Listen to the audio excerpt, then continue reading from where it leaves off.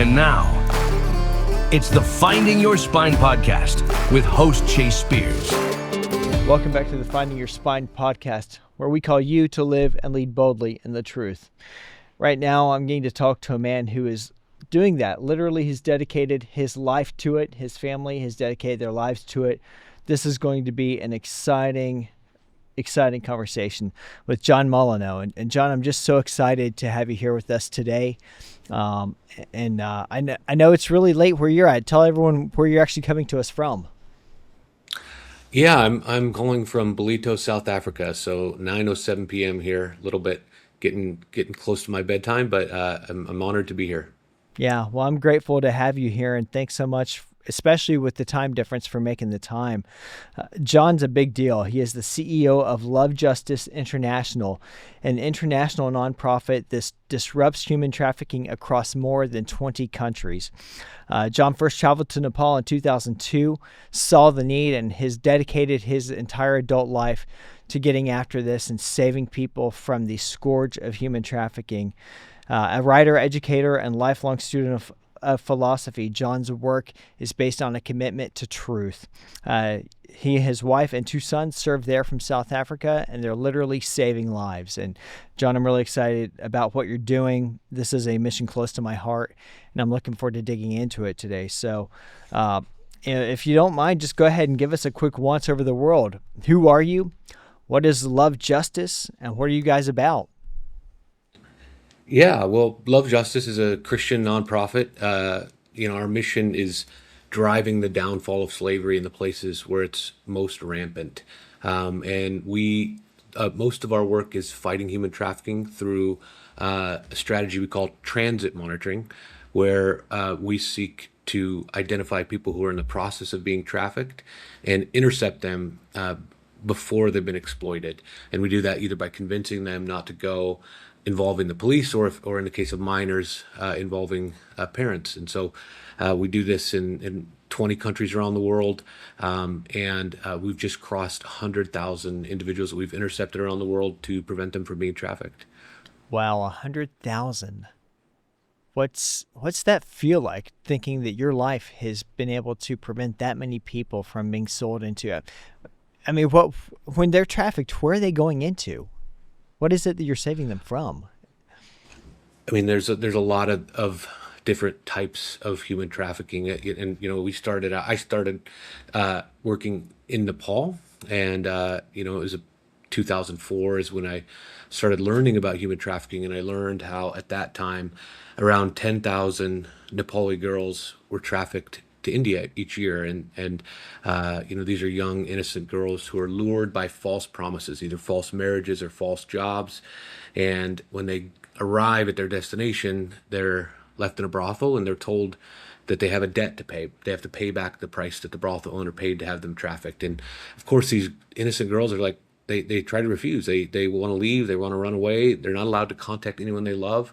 If they do try to escape, they'll be hunted down by agents of the brothel, and they will be brought back, and they'll be forced to take drugs. They'll be locked in a windowless room, told their mother or sister will be trafficked in their place if they don't consent to the unspeakable things that they are forced to do, and they are broken in the most horrific ways imaginable. And so when I learned about this, my heart was broken. I remember just reading about it and just trembling with this sense of, we have to do something. We have to figure out how to fight this. And so we started learning about the different strategies that are used to fight human trafficking.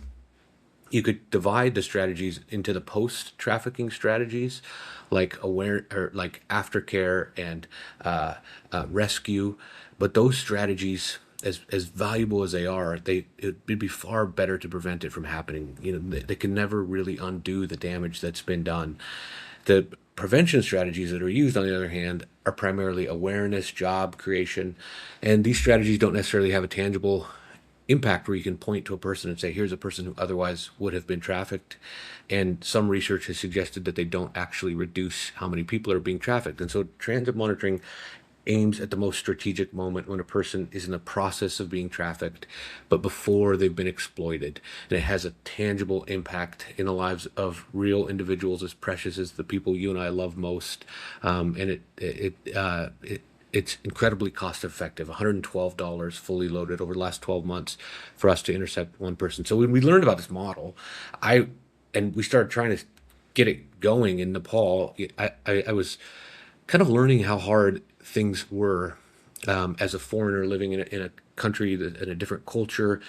It was a long time and a lot of obstacles, but I'll always remember the email. Chase, you asked how does it feel. I remember the first email I got in a little internet cafe. I would go to check my email saying that we've intercepted our first potential victim of human trafficking, and feeling this distinct sense of that's the most important thing I've ever been a part of. And I don't know that I have the capacity to feel what it means to 100,000 people. We have this alarm in our office. We intercept someone on average every about 17 minutes, and the alarm goes off and announces the intercepts that have occurred. I can't feel what it must mean for those mothers, for those fathers, for those individuals.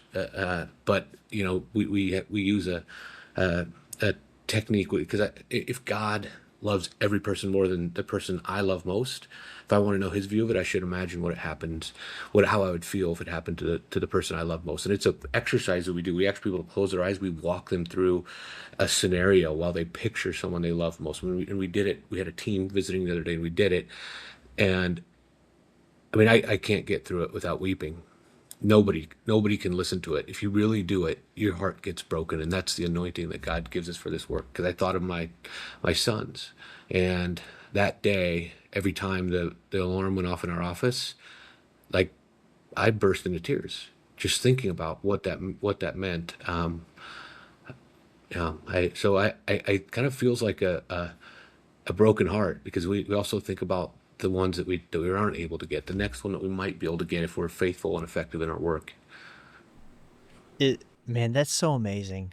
I can't even imagine the experience that you just described of someone closing their eyes and having them really reflect on this character. That's such a powerful thing.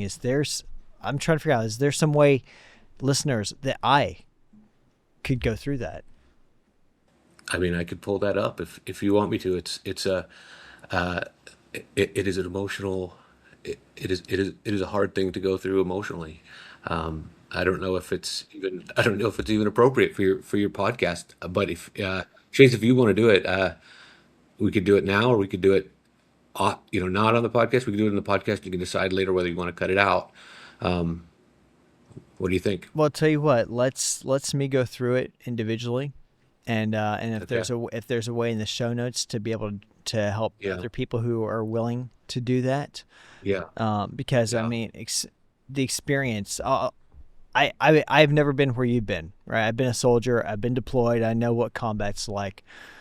This is a whole nother thing that I have no familiarity with, and I just the closer I can get to understanding, and the closer other people who care can get to understanding. It's one thing to hear about this. It's one thing to have your heart tugged by it. It's another thing to be able to walk through what you're walking your team members through, to truly understand. There's so much evil in the world. And I know that sounds cliche. I mean, just this morning, I was reading in the newspaper about the organ harvesting trade in China. And I remember, this was just hours ago, and I sat there nearly shaking when I was done. Yeah. And just pleading with God, like, how does this going on? Like, how in the world can we stop this? And you are actually standing in a gap, not just asking that question I asked today, but you and your family have dedicated yourselves to that. And so that's something I want to know more about, and I imagine many listening would. So let's touch base after this, because I would love to. I think it would be good for me to go through that and see if there's some way that others who want to could know about it. And with that said, let me ask, what is the average age? And I want to be careful. I'm going to try not to. I'm sure there are probably some things that are for lack of better terms, classified, you don't want to talk about. So feel free to push back on anything. I don't want to in any way jeopardize mission. But within what you can talk about, what's the average age usually of people being trafficked right now from the parts of the world that you're working in? The average age is about 17. We do, I don't know if I have this stat right, like exact on the top of my head, but about 55 to 60% of the individuals that we intercept are minors. The average age is 17. You also see a lot of that. I think the second most common is 18, then 16, and 19, 15. On both sides of that average. But yeah, it is a lot of children who are being separated from their guardians typically without their knowledge or consent, who are just lured away into a situation that they cannot escape from. And what does life look like for the Yeah. average person who is sucked into this? I mean, there's so many different forms of human trafficking all over the world. There's labor trafficking, even child marriage is now counted under the Global Slavery Index's definition of human trafficking, and then there is sex trafficking, and we started out in Nepal. Most of the work was focused on sex trafficking. Still, probably around half of the intercepts that we have, we believe, roughly may involve sex trafficking. A lot of it is we don't know the details because we intercepted the person and prevented the thing from happening, and it was a crime. It was a crime that was, we prevented from happening. That was going to take place in another country. So it's hard to know exactly what it is. But there's people are trafficked into the fishing industry, brick kilns, but essentially it's just free labor for someone by enticing someone into a situation from which they cannot escape. And there's you talked about organ harvesting. That's one particularly insidious type of trafficking. One that's come up recently is the trafficking of people into scam centers in Southeast Asia, particularly Myanmar. And as I understand, it's run by the Chinese mafia. This is a particularly terrible type of trafficking that we're hearing more and more about. And it's a modern day slave trade. Yeah. Yeah. How many people? I remember years ago hearing an estimate. This was from International Justice Mission of, I want to say it was 40 million was the number that I heard.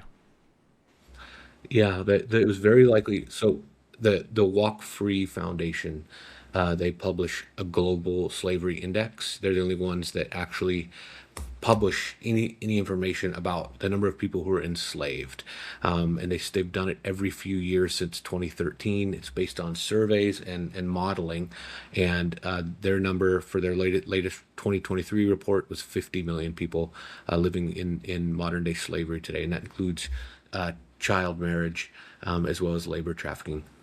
50 million people today across the world currently held in slavery. I can't even wrap my head around that. I mean, that's I think what Los Angeles is 16 million people, if I recall correctly, thereabouts. 50 Yeah. million people. And Mike, I guess the next question, and forgive me for kind of the topical, probably fifth grade level here, but how in the world is this happening so silently?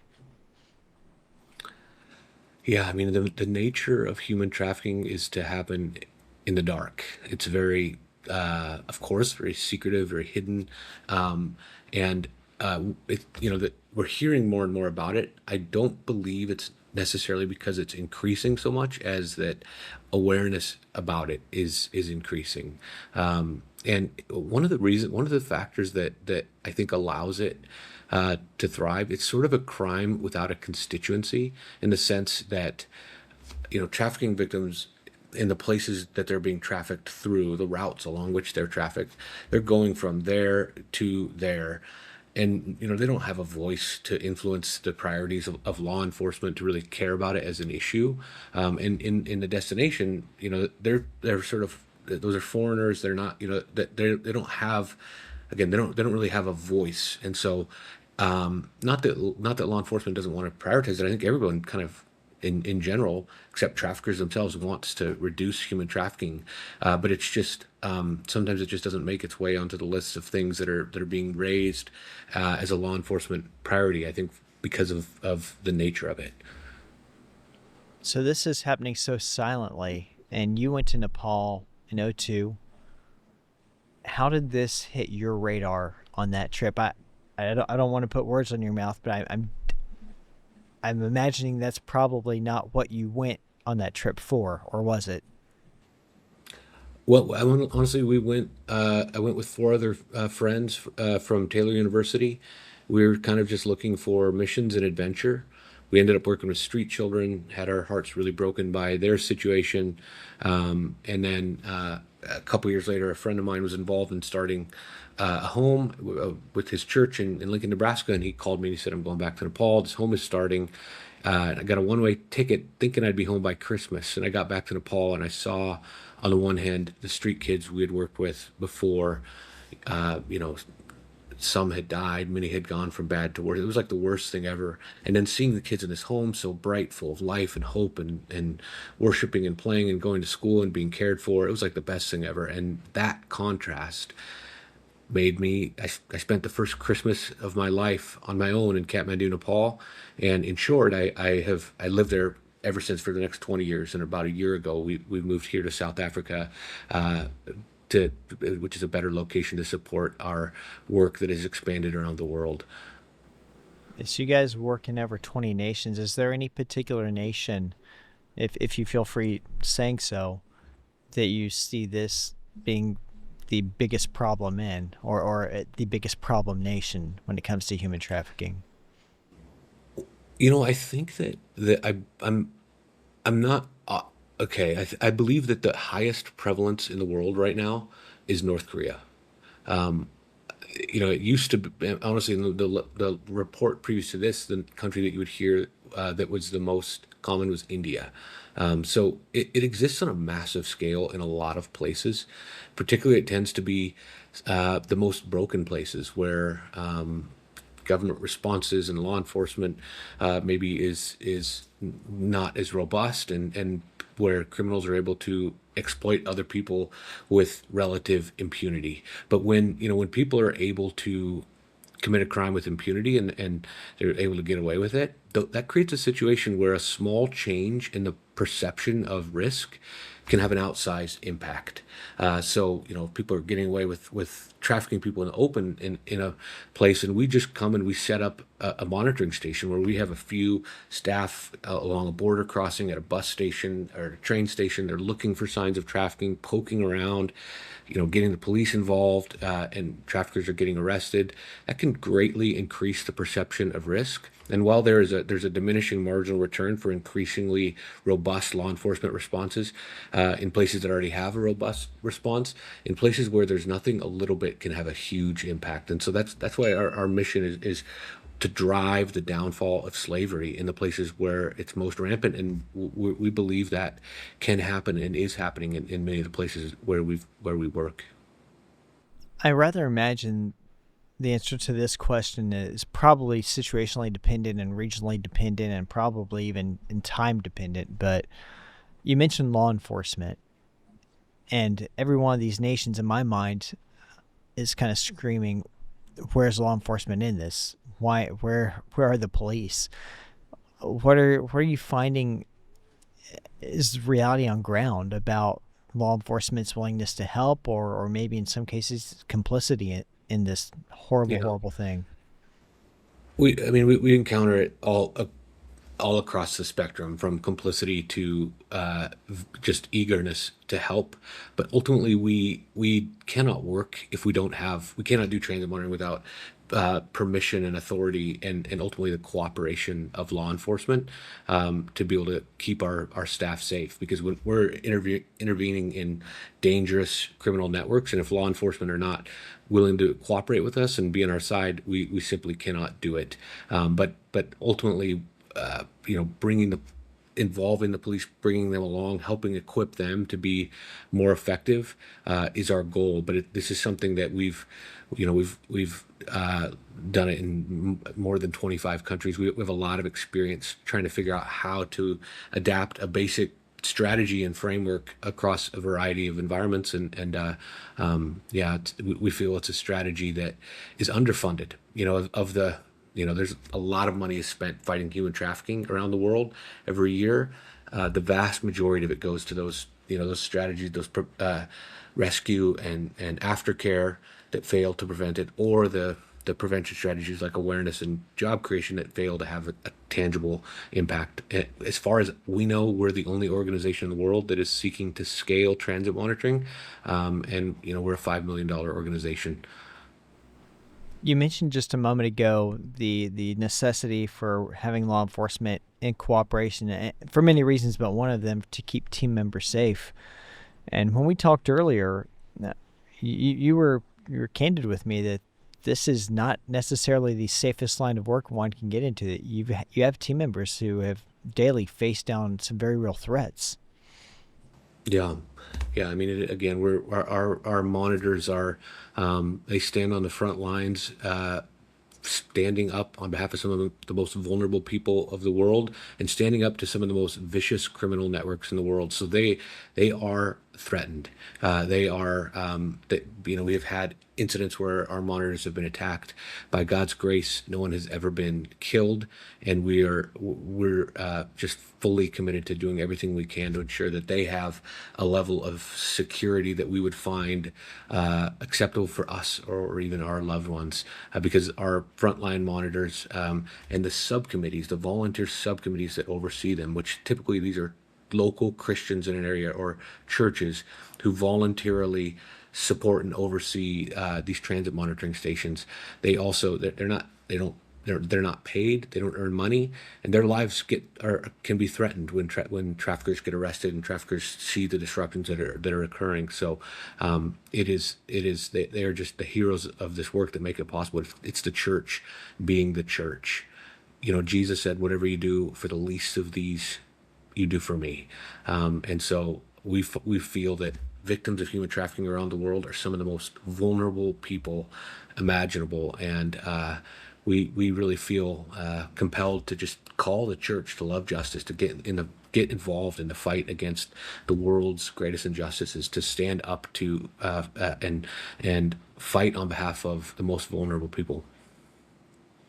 What does it take? What kind of person does it take to do this? Like, if there's someone listening right now, a college senior or another young person whose heart is just pounding in their chest right now, what does it take to do this kind of work? Well, the first thing I would say it takes is the anointing of a broken heart. You got to face up to injustice. You had that moment, Chase, earlier today that you described where you were trembling, and that's what it was like for me when I first learned about human trafficking. Like, God really broke my heart, but sit in that a little bit, face up to it, and let God break your heart as His heart is broken. And I think again that broken heart is what gets you the passion and the determination that you're going to need to be effective and to stay in it and to not burn out. And then I would also say, you have to go to the school of the parable of the Pharisee and the tax collector, where one of them said, "Lord, I thank you, I'm not like these other men," and the other one said, bowed his head. The tax collector bowed his head, beat his chest, and said, "Lord, have mercy on me, a sinner." And he went home justified before the Lord, because it's really easy if you making it such a big impact in someone's life. I think it's really easy to start thinking of yourself as a savior, as a hero. And I had a situation when early in my time in Nepal, I was working with a deaf street kid, and I thought to myself, if I don't help this kid, no one will. And God rebuked me, and He said, "No, I have that situation and every other situation under control without you. I don't need you." And no sparrow falls outside His care. And so, there's a need to acknowledge that I'm not going to be anybody's savior. And then the other thing I would say, well, Jesus tells the parable of the sower. and the seed that fell amongst the thorns. It's the only seed that takes root but fails to produce fruit. And Jesus explains the parable, and he says, because the worries of this life, the deceitfulness of wealth, and desire for other things comes in and chokes it, making it unfruitful.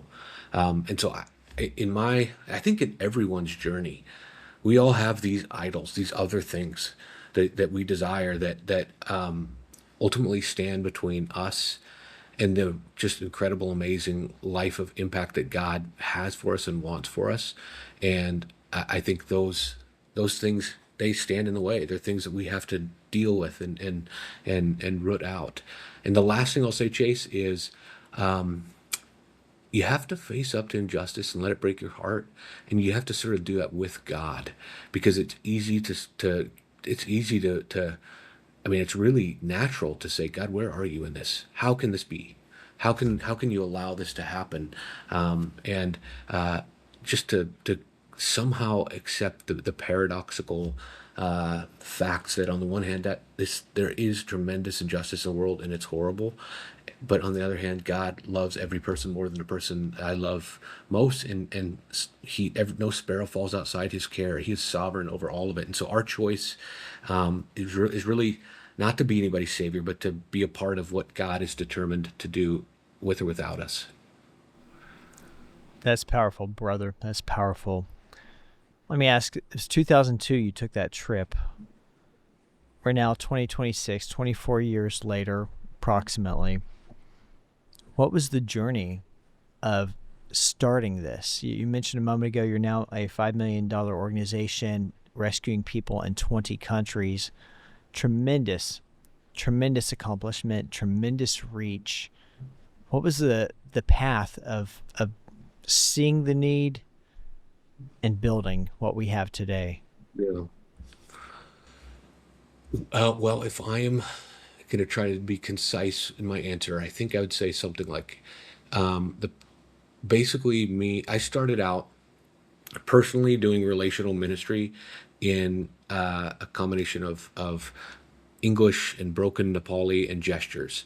And eventually I kind of realized, there's people who are more effective than me, who understand the language and culture, and that's not really what I'm best at. And so I moved to managing from behind the scenes, and I saw there was just as many pitfalls there. And there are so many pitfalls to cross-cultural justice work and missions work. There's so many ways you can unintentionally do harm. And my journey is basically like a bumbling idiot. I walked into every one after the other pitfall under the sun and learned.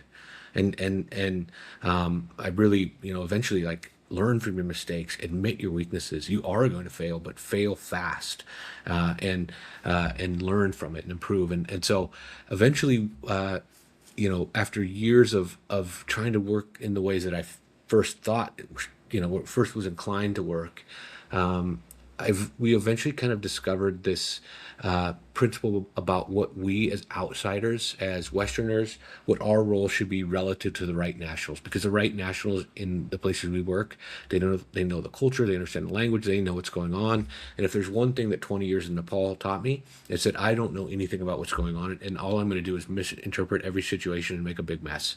And so I have to have the right nationals that I trust to understand, help to figure out what's going on and figure out how to respond to different situations. And so eventually we developed what we call our core competency is Love Justice International, which is our role relative to those right nationals. And it's searching out the people, places, and tools to maximize mission impact.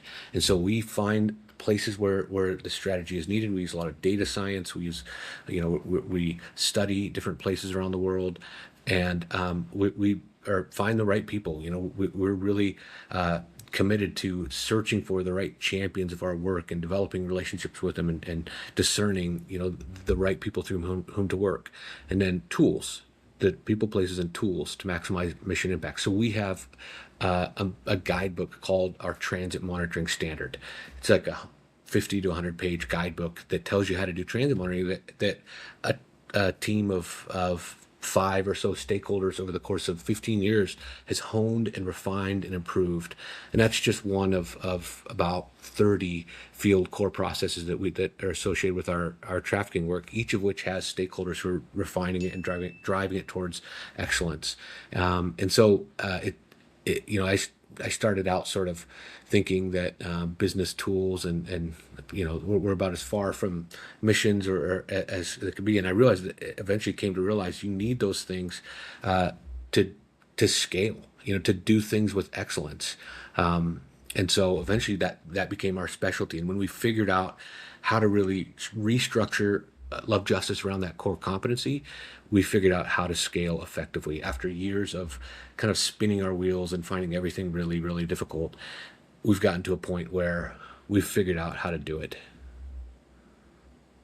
Just continuing to perfect the model.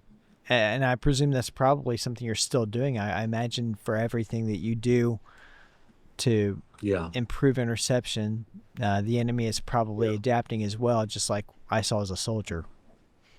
Yeah, that's right. And I mean, if we're not continually improving, we have this idea, aim for kingdom class, and our goal is to drive those core processes to the point where, they're better than anything, and more like what God intends for that thing than anything that currently exists. And so it's just kind of like that continual improvement rhythms and processes has been essential for our work, just getting better and better over time, and building those patterns into the fabric and culture of the organization, I think has been essential for us. We've had about over 4 years where every single month, with a handful of exceptions, our 12-month rolling cost per intercept has gone down. And a lot of that is just the efficiencies that we've been building into for many years. That's phenomenal. This is really a family mission. I mean, you're telling me you met your wife there in Nepal, and your whole family's there with you abroad. What's it like sharing this together with those you love? It's amazing.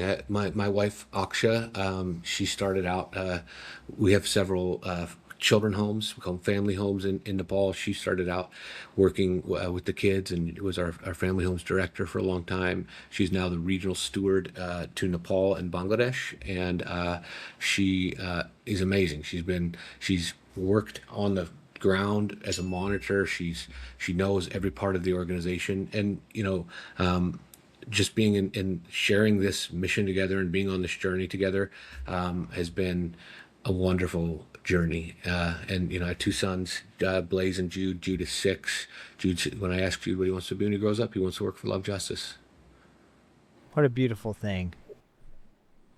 I'm hearing the dings in the background, and I really hope every time no, it's fine. I was gonna say please tell me that that's the alarm going off for another one intercepted.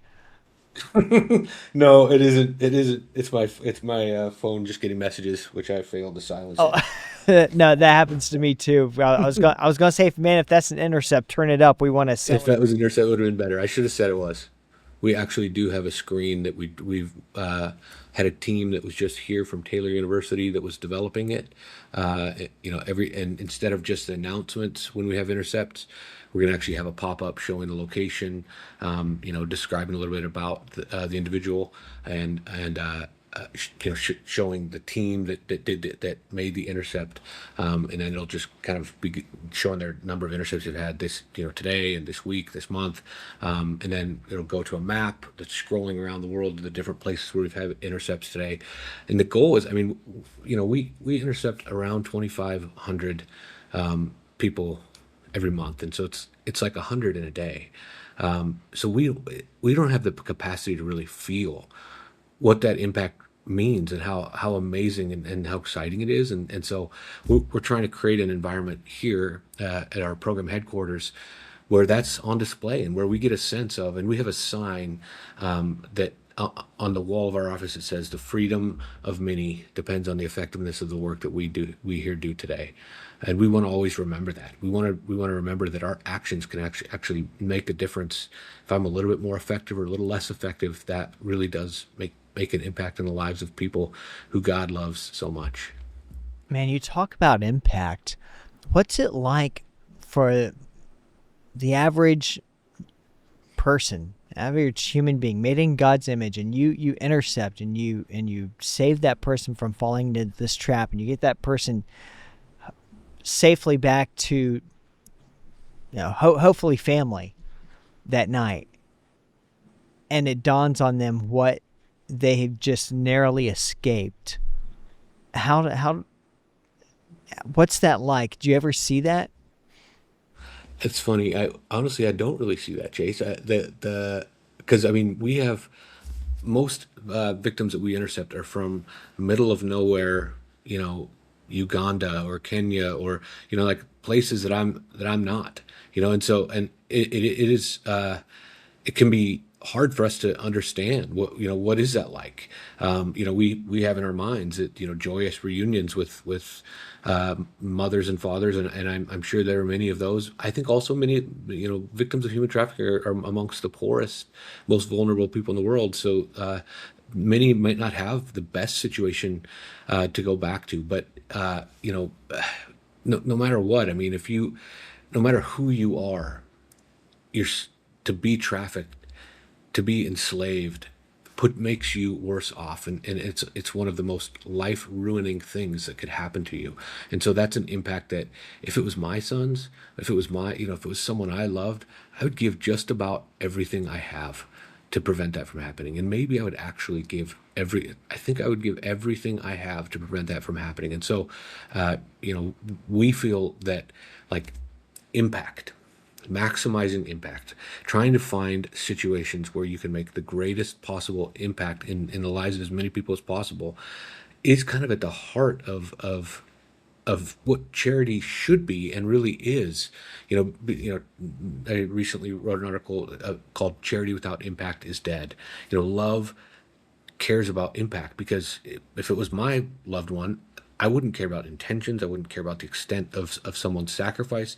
All I would care about, and I would care so much, is that the life of my loved one was impacted as much as possible. And so, we really believe in that as an organization and as the church, and we as Christians are called to try to make the greatest impact we can in the lives of others. When you mentioned the piece, and I actually read it, I'm looking at it right now, and there's this line, I think it's down the 5th paragraph, that struck me, and I highlighted it. I'll read it here. I'd love to hear you expand on it. Impactless charity may be worse than merely oxymoronic and wasteful. It may be harmful. Yeah. There's a quote by Rick Warren, I think, in that article where he says, having visited, I don't remember if it's 150 countries around the world, he says, I'm convinced that almost all, charity and NGO work harms the poor rather than helping them. And when I first came across that, it's in the introduction to a book called The Poverty of Nations. My jaw kind of dropped, because I read When Helping Hurts, and I agreed with it, but I also felt a little bit like we need the long-term missionary version of this book, because it is more than that. Because I mean, first of all, I was the one making those mistakes, and so I can speak with some authority on it. And I think that the way that charities can cause harm that I see, the first one is you can place vulnerable people in someone's care in an environment when abuse is much more common than and much more endemic than you might expect, and so you can actually cause someone to be abused. That's one. Two, you can facilitate corruption. There is a lot of, around the interaction of foreign money and poverty, there is a lot of people seeking opportunity, and it's really hard, because it's hard to know what's happening across culture.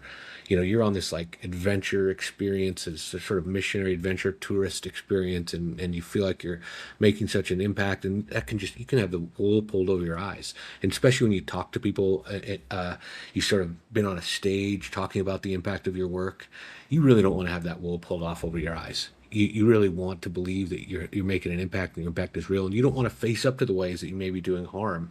And I felt I didn't, and eventually admit your weaknesses became one of our values, because, and we realized that we have a bias about our own impact. We're going to overlook the ways that we're doing harm, minimize them, downplay them, get defensive, and we have to do the opposite. We have to train ourselves to actually face up to ways that we might potentially be doing harm, and what ways that our work might not be as impactful as we think. And honestly, Chase, most of that did not come from me. It was other, just really fair-minded people within Love Justice who were part of this 20-year dialectic about our work and about our impact, and about that really brought those values out. I'm so thankful that they did, because it really is possible to do harm. And the third, so facilitating corruption, facilitating abuse, and the third one I've seen that I think is really common is learned disempowerment. I think it's really easy in trying to help someone, a common strategy is take a bunch of people who are vulnerable and give them jobs that are really easy and earn a lot of money. And what can happen is, they like that. They're glad to have the money and not to have to work hard. But when you leave, first of all, for every person you employ, there may be 3 who are hovering around trying to figure out how they can get in on that, because everyone wants that. Secondly, when you leave, they're going to be worse off in the marketplace where the market doesn't pay double, and for half the work. And in some ways, they're just going to have to go and look for the next opportunity, like what you gave them. And there are a whole kind of an intersection between missions and development work and poverty. There's a whole host of people looking for opportunities, and that may actually be opportunities to not be very impactful and potentially do harm. You're bringing back memories from Afghanistan. I remember that was a discussion that we would have when we were looking at contracts for local workers, and the discrepancy between what we consider a living wage and what someone in Afghanistan considers a living wage is not even in the same solar system. And how do you get that right? Whole rabbit trail I could go down. John, this is, I don't even know where to go. I love what you're doing. This is something that doesn't get nearly enough attention. I know there was a blip in attention a couple of years ago. There was a movie out about it, The Sound of Freedom. And suddenly there seemed like there was at least a little bit more discussion, not nearly enough. And I'm just so grateful that you and your work got put on my radar. It was really neat when I received the email about the piece that you appeared in the Taylor University Alumni Magazine. And that was immediately, I was kind of curious, because my church is involved with a group that recently did an event out at Taylor. And I was like, oh, that's interesting. My kids have talked a lot about this lately, and I got this email about this alumni magazine, and here's a feature in it. And frankly, most of those emails usually get deleted, but because it said Taylor, I was curious, and I opened it up, and I read your story, and I was blown away. And I immediately wrote back to the guy who sent it to me and said, I got to be in touch with this guy.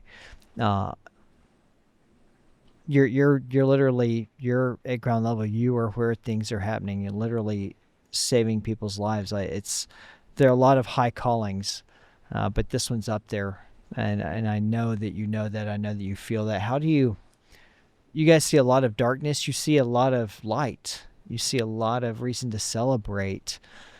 But man, this is a dark, dark thing. I know there've got to be tough days. Well, Chase, because we're intercepting potential victims before they're exploited, we know about the darkness. We know about trafficking, but honestly, most of my knowledge of trafficking is because I've read about it. And the same way that you or your listeners could do. I've just learned about it by reading about it, and had my heart broken by what I learned, and then tried to figure out how to fight it. But Jesus says, whoever leaves home or family or fields for the sake of the gospel will not fail to receive 100 times what he left in home, friends, family, and fields in this life and the next, and in the age to come. And I have found, like, so our time in Nepal was hard. We went through a lot of things that I would describe as traumatic, and there was a lot of hard things. But now when I look back on the hardness compared to the blessings that it is to be able to do such meaningful work that has such an impact in a community of like-minded believers who are doing life together and, celebrating our holidays together, and our kids are growing up together and we have fun together. I wouldn't trade that for anything. And I just see, oh, that promise was true. That promise was absolutely true. I would, yeah, it was hard, but nothing compared to the blessing of what it is. And it makes me start to think, it makes me start to believe, what if all the promises where Jesus asks us to give up something, and asks me to give up something, what if all those promises really are true? And I don't want to say I'm there. I don't want to say I fully believe it, but I just start to believe that is exactly what is happening. That ultimately we won't regret anything that we give up for the sake of the kingdom, and that the things of this life that we want to cling to, whatever we're willing to give up for the kingdom, ultimately is like trading ashes for gold.